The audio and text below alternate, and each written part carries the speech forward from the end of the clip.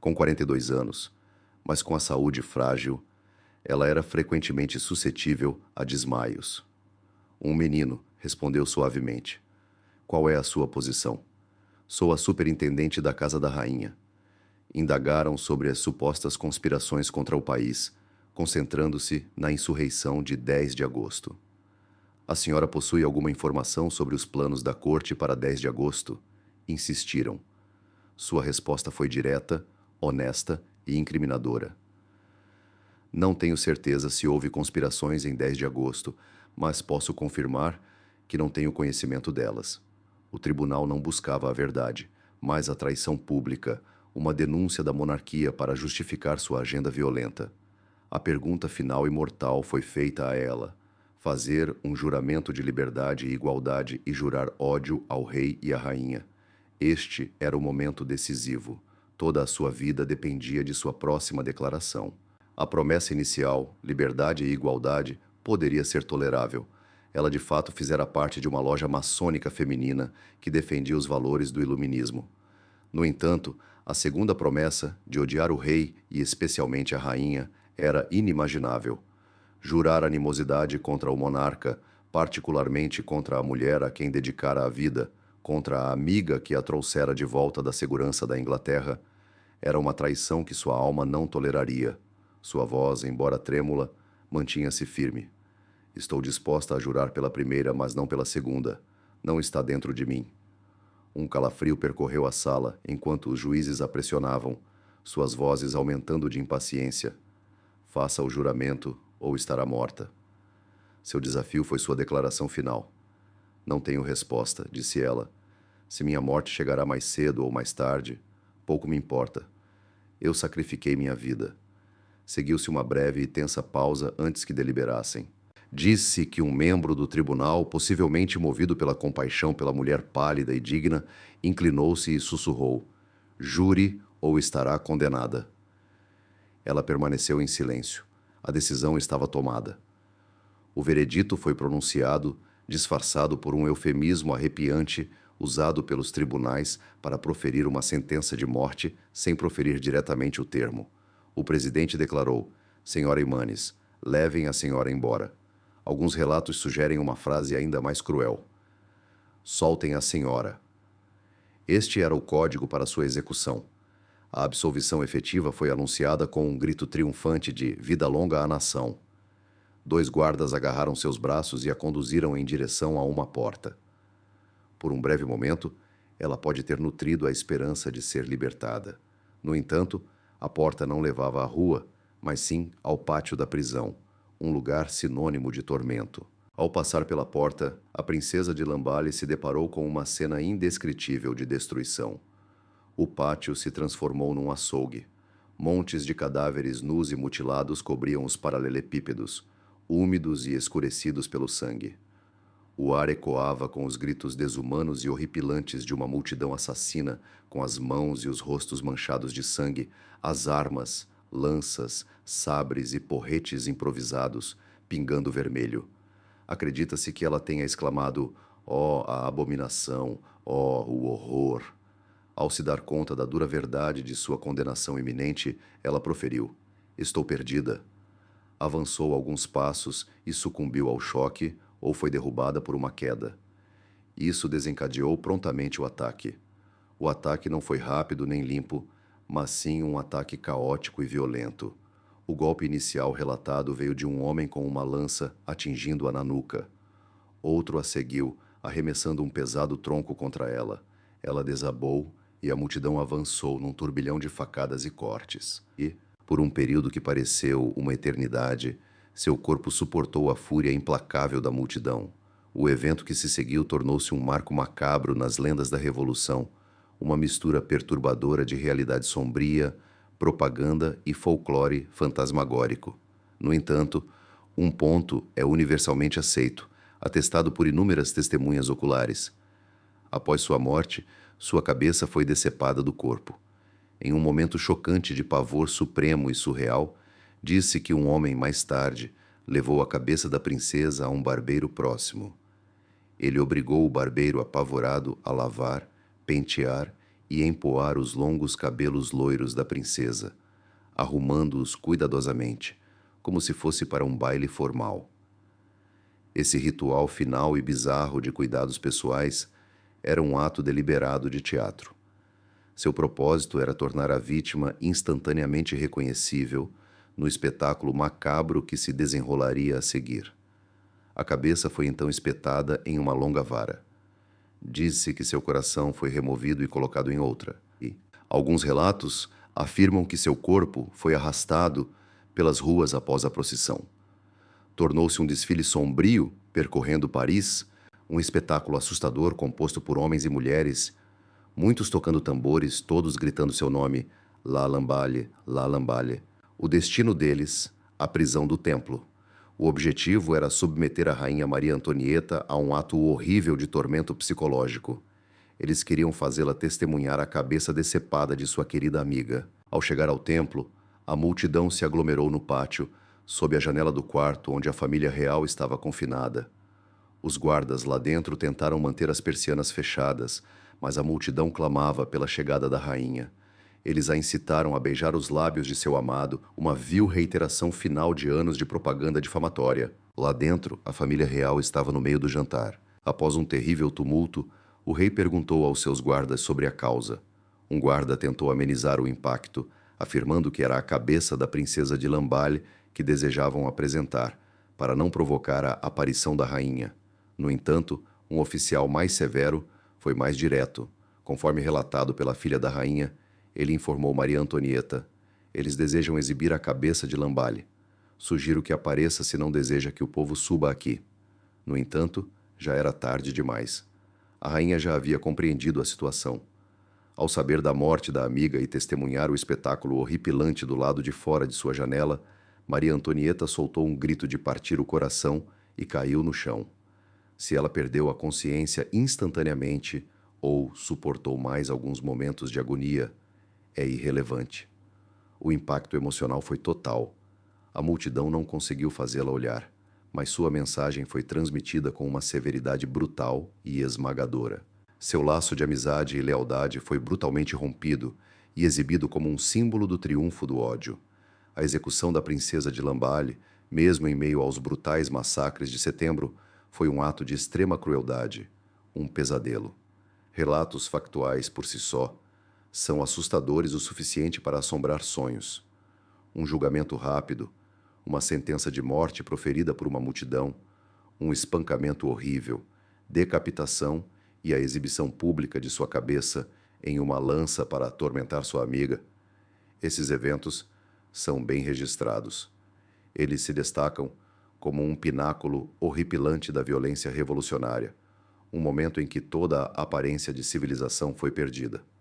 No entanto, nos dias, meses e anos seguintes, a história de sua morte se transformou e se expandiu. O horror documentado parecia insuficiente.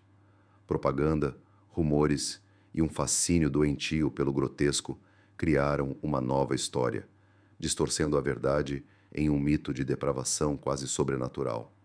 Parecia que ela havia sido morta 2 vezes. Inicialmente sua forma física, depois suas lembranças. Uma coleção persistente e grotesca de contos gira em torno da severa mutilação e degradação de seu corpo. Propagandistas monarquistas e observadores estrangeiros, desejando retratar os revolucionários como demônios monstruosos, espalharam histórias de brutalidade inimaginável. O conde Axel von Fürsten, um confidente próximo da rainha, escreveu um relatório furioso, afirmando que Lamballe foi martirizada por 8 horas, com seus assassinos arrancando seus seios com os dentes. Sua indignação era real, mas ele não estava em Paris. Ele estava transmitindo informações de segunda mão que já haviam começado a girar em um vórtice de distorção. Outras narrativas, que se tornaram componentes essenciais da literatura contra-revolucionária, afirmavam que seu corpo foi eviscerado, seu coração arrancado, assado e consumido pela multidão. Contos lendários e macabros afirmam que partes de seus pelos pubianos foram utilizadas para criar um bigode para um dos assassinos, que então o exibiu em uma procissão macabra. Essas narrativas frequentemente continham afirmações gráficas de necrofilia e a mutilação de seus seios e genitais pela multidão sanguinária. Em meio a esse abismo de horror, onde termina a realidade e começa o mito, a maioria dos historiadores contemporâneos encara essas alegações extremas com profunda dúvida. Embora a violência perpetrada pela multidão tenha sido inegavelmente brutal, contos de canibalismo, tormento prolongado e exibição de partes do corpo são agora amplamente descartados como provavelmente falsos. Eles carregam as características de propaganda de atrocidade, cuidadosamente construída para chocar e aterrorizar, em vez de retratar os eventos com precisão. Uma evidência significativa que contesta essas alegações de desfiguração total e exposição pública vem de uma fonte inesperadamente comum: documentação burocrática. Em 3 de setembro de 1792, após a procissão macabra, vários homens depositaram os restos mortais da princesa em seus escritórios administrativos locais. Um burocrata, com a eficiência impessoal típica de sua espécie, registrou a entrega. O corpo decapitado da falecida princesa de Lamballe, que havia sido recentemente executada no Hotel de la Force. Notavelmente, o escrivão também inventariou o conteúdo de seus bolsos. Este pequeno detalhe médico sugere que seu corpo estava vestido quando encontrado, contradizendo inúmeras histórias macabras de que ela teria sido deixada nua e em exposição pública por horas. Os fatos inegáveis são bastante perturbadores. Sua cabeça foi empalada em uma lança. Seu corpo sofreu violência brutal e assassina. O restante, os rumores de canibalismo, mutilação sexualizada, lembranças macabras, é provavelmente uma narrativa exagerada, uma pornografia violenta da morte que ofusca a mulher real no centro do tumulto. Por que esses mitos se originaram e por que foram tão fortemente defendidos? Para monarquistas e adversários da Revolução, a história do martírio de Lamballe serviu como uma arma poderosa. Sugeria que a Revolução não era uma nobre busca pela liberdade, mas sim uma descida à barbárie demoníaca. Quanto mais macabra a representação, mais eficaz a propaganda. Para os próprios revolucionários, a reputação de brutalidade implacável também podia ser explorada. Instilava medo, intimidava seus inimigos e provava sua determinação inabalável de derrubar completamente a ordem vigente. Tragicamente, mesmo na morte, a princesa de Lamballe sofreu calúnias de caráter semelhantes às que havia sofrido em vida. A propaganda que antes a retratava como uma lésbica depravada, agora a retratava como vítima de uma multidão satânica e canibal. Em ambos os casos, a verdadeira mulher, reservada, leal, devota e infelizmente enredada nos eventos tumultuados da história, foi esquecida. A verdade por trás de seu assassinato mergulha fundo em um abismo, revelando a influência arrepiante da mentalidade de massa, o impacto desumanizador da animosidade política e a capacidade de transformar uma pessoa em um símbolo de difamação e aniquilação. Embora as lendas ofereçam um horror envolvente, elas desviam a atenção da verdade mais perturbadora do que realmente aconteceu naquele dia fatídico. Em essência, a história da princesa de Lamballe é, em última análise, não apenas uma tragédia de violência, mas de lealdade. Ela não era uma figura política importante, nem uma arquiteta de políticas, nem uma conspiradora conspirando contra o Estado. Seu traço definidor, a qualidade que a atraiu da segurança da Inglaterra para o caos ardente de Paris, era uma devoção profunda e profundamente pessoal a uma amiga. Com pleno conhecimento dos riscos, ela escolheu ficar ao lado da rainha quando quase todos os outros haviam abandonado seus postos. Ela jurou viver e morrer com ela, e a Revolução lhe concedeu esse desejo da maneira mais horrível concebível. Sua morte encapsulava os instintos mais sombrios da Revolução Francesa. Ela ressalta como a fúria política, alimentada por anos de calúnia e propaganda maliciosas, pode se transformar em insanidade coletiva. A multidão que a esquartejou não via uma mulher, mas um símbolo de tudo o que abominava: a aristocracia, o privilégio e a confidente de sua desprezada rainha. Eles visavam não apenas matá-la, mas obliterar sua identidade, profanar seu corpo tão completamente que se tornasse um espetáculo macabro de seu poder. A procissão de sua cabeça pelas ruas de Paris foi o epítome dessa desumanização. Serviu como um aviso manchado de sangue para Maria Antonieta e todos os monarquistas restantes. Não há refúgio. Seus títulos não podem protegê-la. Sua humanidade não será reconhecida. Tudo o que você considera sagrado será profanado e exibido para o entretenimento da multidão. No entanto, em meio a essa barbárie, seus momentos finais incorporam um impressionante, embora trágico, senso de integridade. Escolhendo a lealdade em detrimento da vida, ela se posicionou. Fazer um juramento de inimizade contra o rei e a rainha não se tratou de rebelião política. Em vez disso, foi uma postura profundamente pessoal. Foi seu último ato de desafio, demonstrando que existia dentro dela, em seu coração, em sua consciência, algo intocado pela revolução, mesmo quando esta ameaçava tirar sua vida. Ao reconciliar os detalhes horríveis de seu assassinato com as lendas macabras que o cercam, estamos restaurando a justiça histórica. Este ato nos permite olhar além da propaganda e perceber o verdadeiro indivíduo. Maria Teresa Luísa de Saboia, princesa de Lamballe, não foi apenas uma mártir renomada. Ela foi uma mulher conhecida por sua bondade, devoção e uma bravura silenciosa que emergiu não nos campos de batalha, mas nos pátios das prisões, por meio de sua lealdade inabalável a um amigo. Durante períodos de intensa turbulência política, até mesmo as virtudes mais caras podem se transformar em ofensas traiçoeiras, e o custo da lealdade pode ser inimaginavelmente terrível. Se você achou o relato de um dos episódios mais terríveis da história intrigante e anseia por explorar mais a fundo as atrocidades ocultas nos anais do tempo, convidamos você a curtir este vídeo e se inscrever em nosso canal, Crônicas de Horror da História.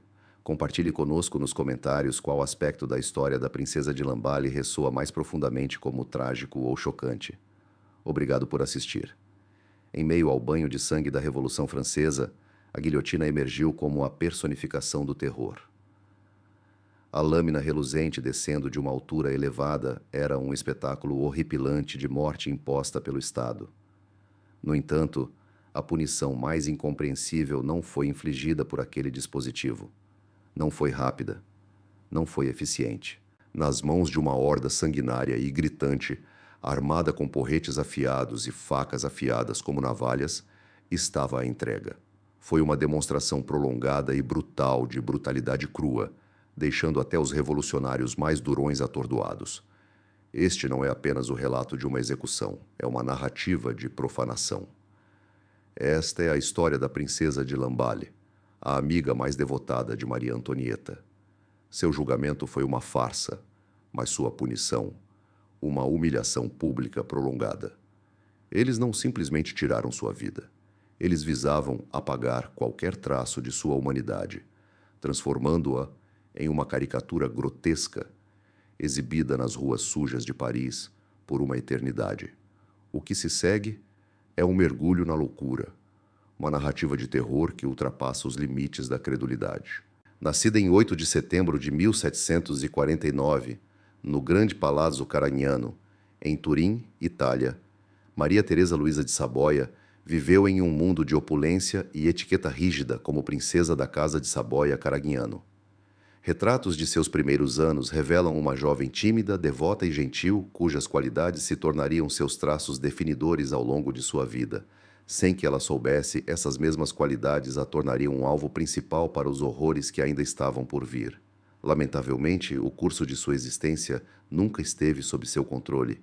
Em vez disso, era um jogo orquestrado por pais e monarcas para mulheres nobres como ela durante sua época. Aos 17 anos, ela foi uma peça em um jogo de xadrez estratégico, escolhida como noiva de Luís Alexandre de Bourbon, príncipe de Lamballe, que representava uma influente combinação de poder e riqueza em toda a Europa.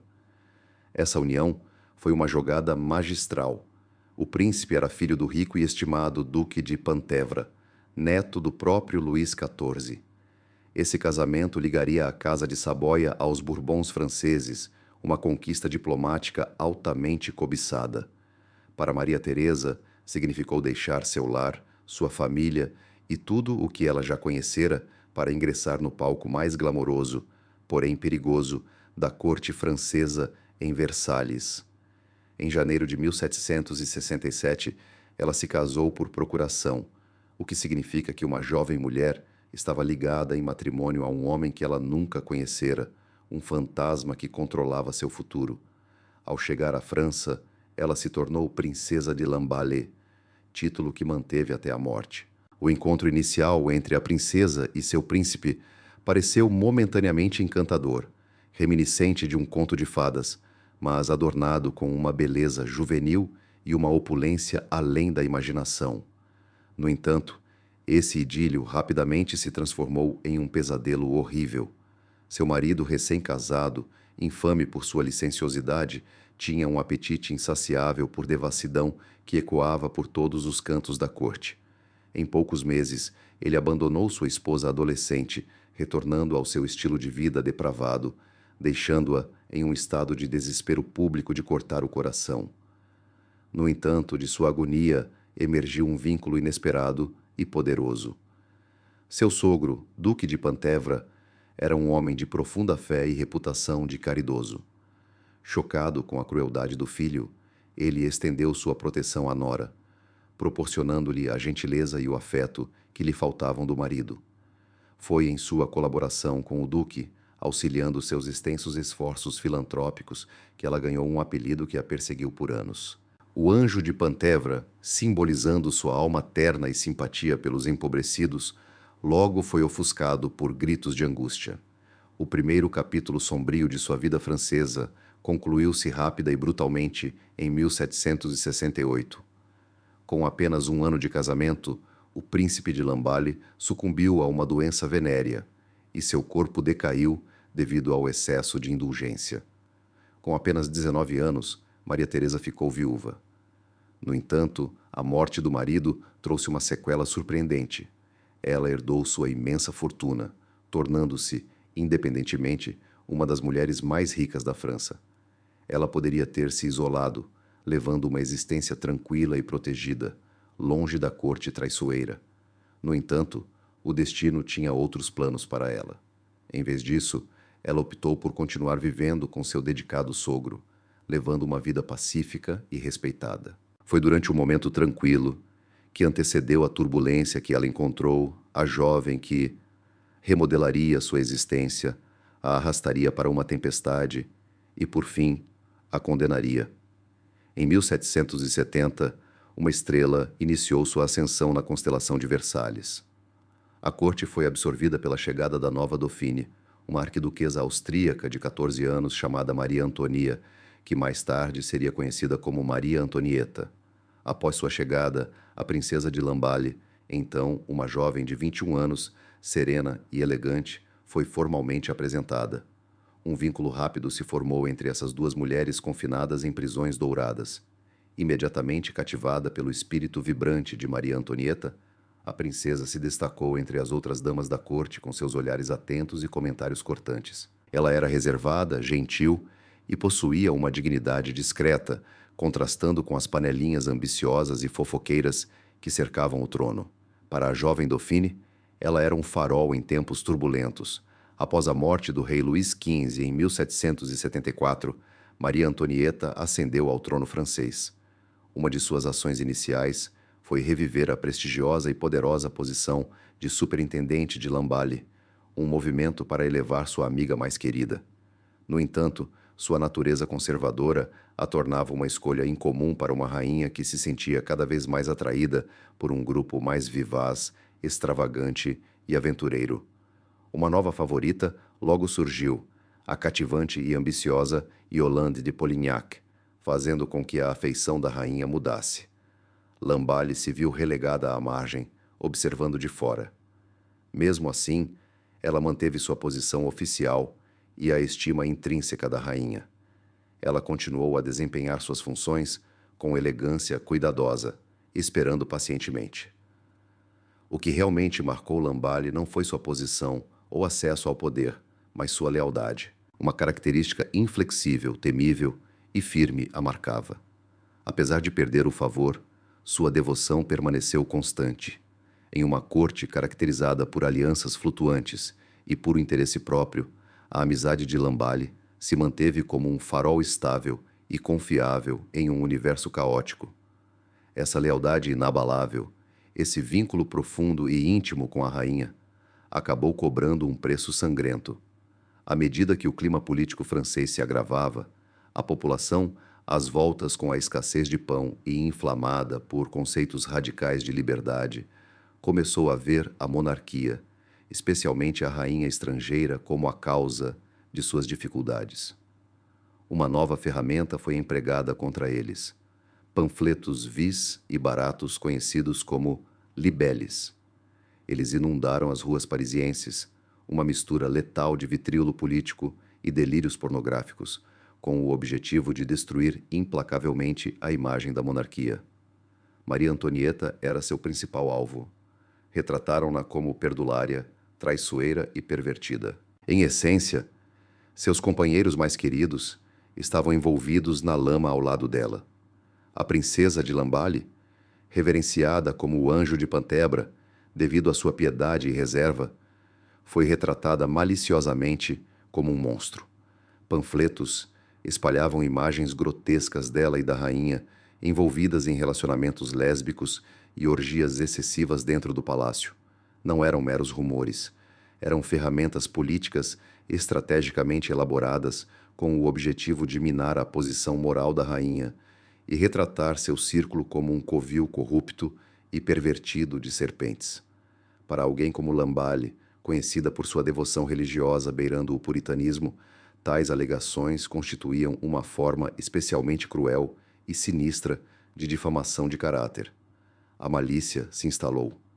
Na mente do público, ela não era mais um anjo, mas a conspiradora perversa da rainha. À medida que a década de 1780 se aproximava do fim, a tempestade da Revolução crescia em intensidade. O escândalo do colar de diamantes de 1785 manchou a reputação restante da rainha, pois ela foi falsamente implicada. A animosidade contra Lautrician, uma austríaca, atingiu níveis intensos. Essa animosidade inevitavelmente se estendeu à confidente mais próxima da rainha, que era vista como sua aliada mais fiel. A amizade que outrora trouxe charme à vida da rainha agora parecia ser sua ruína. Cada gesto de boa vontade, cada confiança compartilhada, cada ato de lealdade servia como mais uma camada para sua ruína iminente. Quando a Bastilha caiu, em 14 de julho de 1789, a raiva abstrata da população se transformou em uma revolução tangível e implacável. O solo sob Versalhes se rompeu e o mundo de rituais extravagantes e etiqueta rígida foi destruído para sempre. Diante dessa nova realidade assustadora, muitos no círculo da rainha optaram pela autopreservação, ao contrário de Lamballe. Em meio ao perigo, Lamballe serviu como salvaguarda humana para um monarca sitiado. Sua devoção foi posteriormente desafiada de maneiras incompreensíveis. Em 1791, ela viajou para ir à Inglaterra em busca de alívio para sua saúde frágil. Durante sua ausência, Paris mergulhou no caos. A família real tentou sua fuga malfadada para Varennes, uma tentativa que culminou em sua captura e seu retorno, desonrados, a uma cidade agora repleta de ódio por eles. Eles não eram mais meros moradores das Tuileries, eram cativos. Da segurança da Inglaterra, Lamballe foi aconselhada por todos. Voltar à França era loucura, era suicídio. No entanto, à medida que as cartas suplicantes de Maria Antonieta começaram a chegar, expressando terror e isolamento, Lamballe sentiu que era seu dever sagrado. Armada com essa convicção, ela tomou uma decisão que prenunciou seu destino. Ela redigiu seu testamento, uma indicação clara de que reconhecia o perigo mortal que a aguardava e estava preparada para retornar a Paris. Ela prometeu viver e morrer com ela, teria declarado, um voto que tragicamente se tornou realidade. Ela retornou a uma metrópole repleta de desconfiança e fúria. O palácio dos Tuileries parecia uma prisão dourada sob os olhares atentos de guardas hostis e de uma população agitada. Lamballe retomou suas funções, e sua postura serena ofereceu conforto inabalável à rainha em um mundo que havia mergulhado na loucura.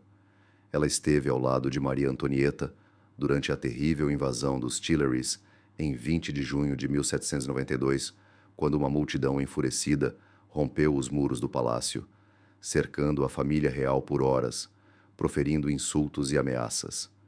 Observadores relataram como a princesa, fraca e trêmula, demonstrou uma coragem extraordinária, posicionando seu próprio corpo entre a multidão e a rainha e seus filhos, um escudo frágil, porém resoluto, contra uma torrente de pura malícia. No entanto, em 10 de agosto de 1792, não foi apenas um protesto, foi uma revolta. Revolucionários armados atacaram violenta e impiedosamente o Palácio Tuileries em um cerco sangrento. Os guardas suíços que protegiam a família real foram brutalmente assassinados no pátio do palácio. Seus corpos foram horrivelmente mutilados. A monarquia foi deposta.